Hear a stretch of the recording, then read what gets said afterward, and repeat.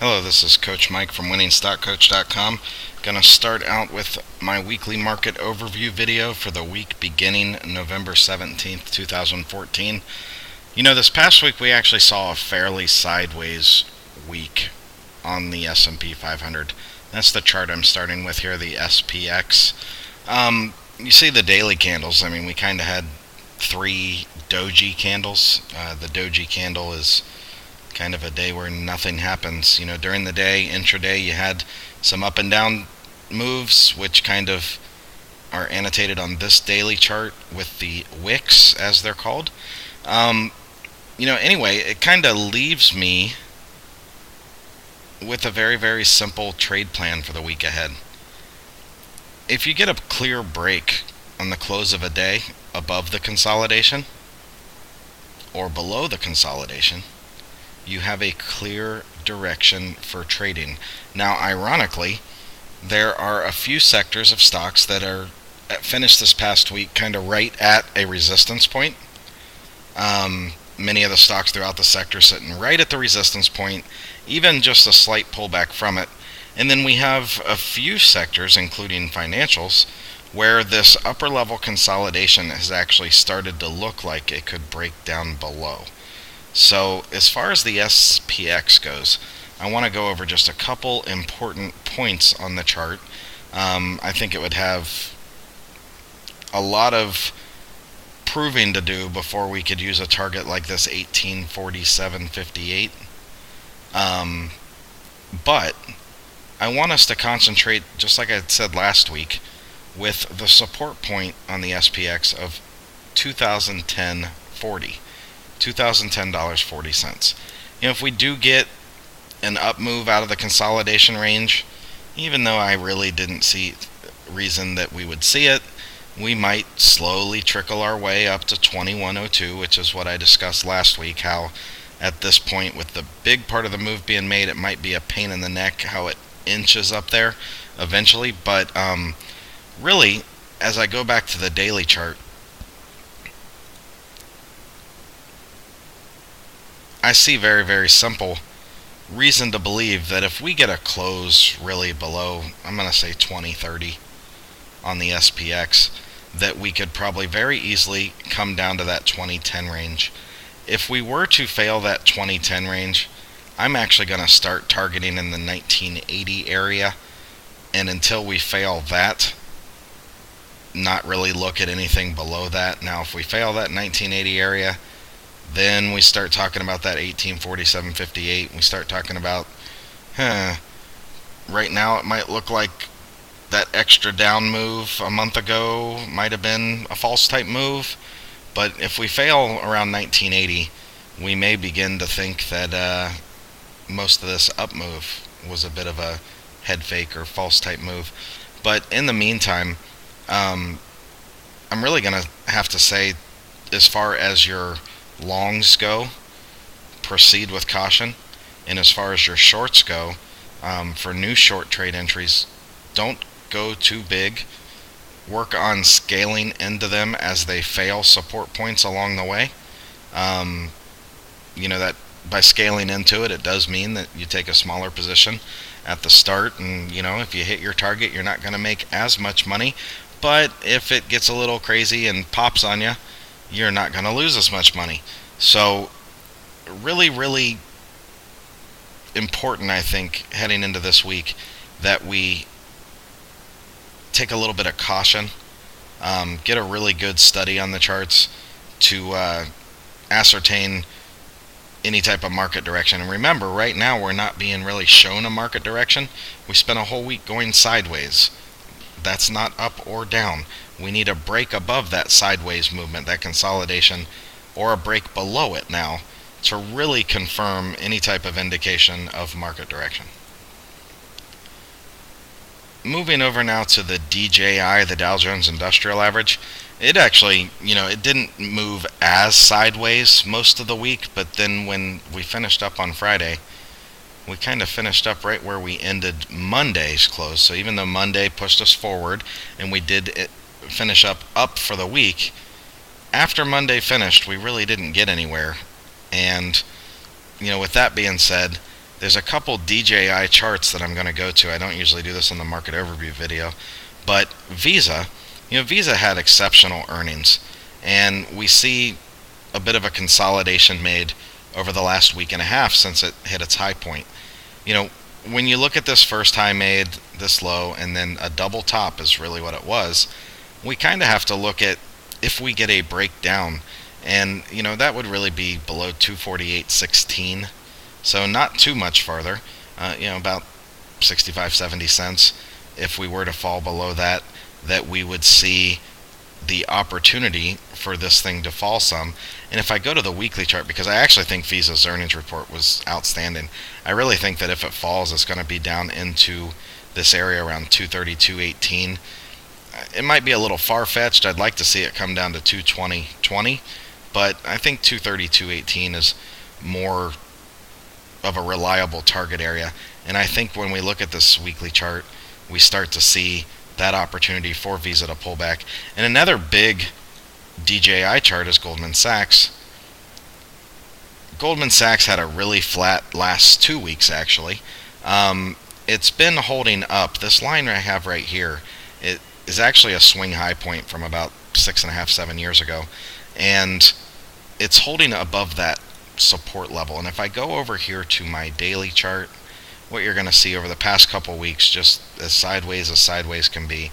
Anyway, the value of that line is 189.30, and I think if we get a day that closes down below that, we're going to have to first look at this gap fill point at 186.97, and should we continue down from there, I think we could see in that 175 range, around 174.44. So how that could affect the actual Dow Jones Industrial Average. Remember that the DJI is a 30 stock composite, and a lot of this big run over the past week and a half or so, maybe 2 weeks, has been caused by exceptional earnings on Visa, the largest stock in the DJI. When I look at several of the other DJI stocks, they look poised for a little bit of a pullback. Not saying they're going to crash. I'm saying they just need to relax a little bit and come down some. I still think the DJI could probably shock me and get up to that 17,865.07 target you see on my chart here. But at the same time, I'm not thinking it's going to be a nice clean run up there.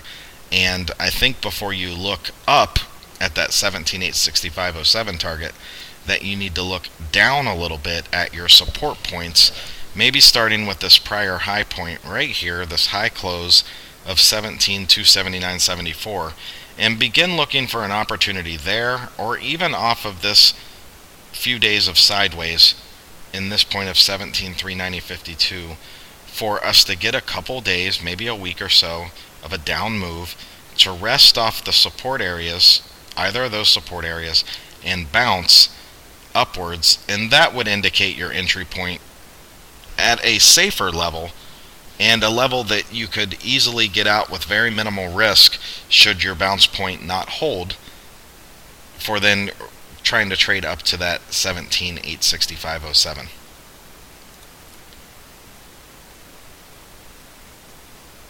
Over now to the RUT, the Russell 2000 Small Cap Index.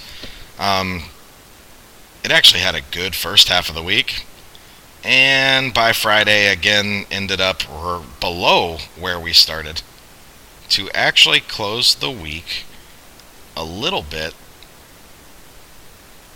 with a negative feel overall. But I do want to say that I think this one has to get over or under this 1171.49 area before we go thinking it's going to make any type of drastic pullback. I wouldn't be surprised to see it come down and fill this gap here, 1155.77, in that general area.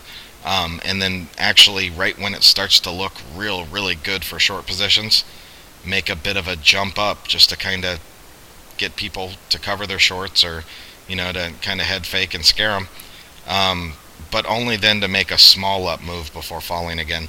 I do think that we are going to see at a minimum in the range 1110 to 1120 on the RUT before we would want to really jump into like some good solid longs and small caps. And finally to the NDX, our NASDAQ 100. Since our breakout point here, we talked a few weeks ago about the momentum trade potential here. Well, you got the breakout. You had a small pullback that did not fail the support point and some pretty heavy continuation. When you're talking about a momentum trade, though, understand that a momentum trade is much, much different than a long-term trade. If you got long-term positions when we retested the weekly swing point here, you're not going to be affected by any short-term down move.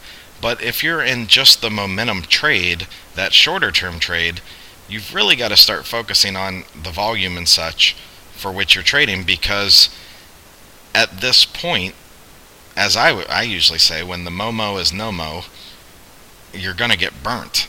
And if you only entered that momentum trade, you need to have the word exit on your mind at the first sign of danger. I personally thought that sign came on Thursday, and I wouldn't be surprised to see it surely on Monday.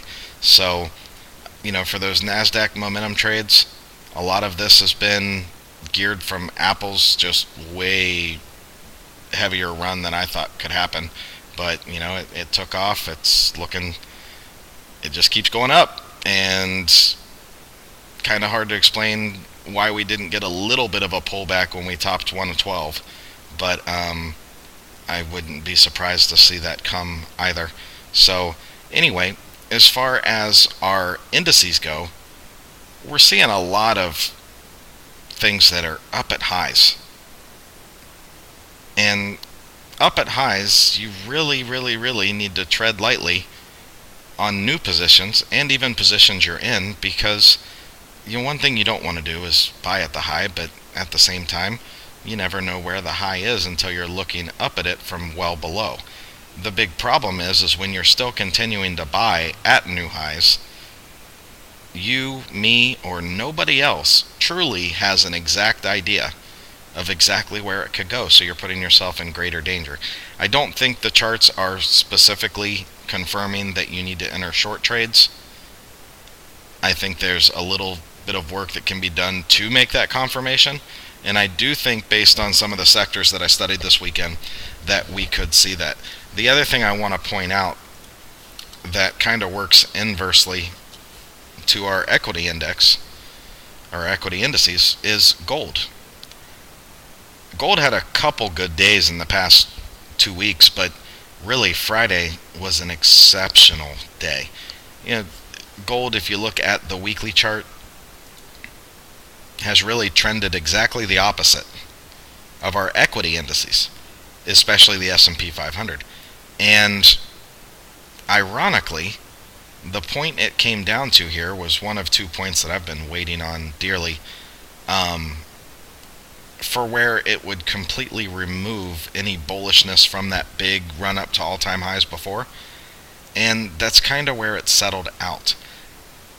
That big day on Friday, one thing that has always and will always concern me is when I see certain equities and gold make a run in the same direction and it be a big run. The reason I say that is typically the next trading day kind of evens things out and you really get a broader picture of what's going on. And I really think that's where we're left at, with needing to wait a little bit, which would really just be my normal Monday trade plan anyway. I don't enter a lot of things on Monday. I don't enter anything really early in the day on Monday. And I typically like to watch the trading through the lunchtime into Monday afternoon to kind of get an idea for the moves we see in general through the week. And I think these charts are just set up perfectly to confirm me wanting to do that this week. This is Coach Mike from WinningStockCoach.com, wishing you the best of luck in the upcoming trading week, and God bless.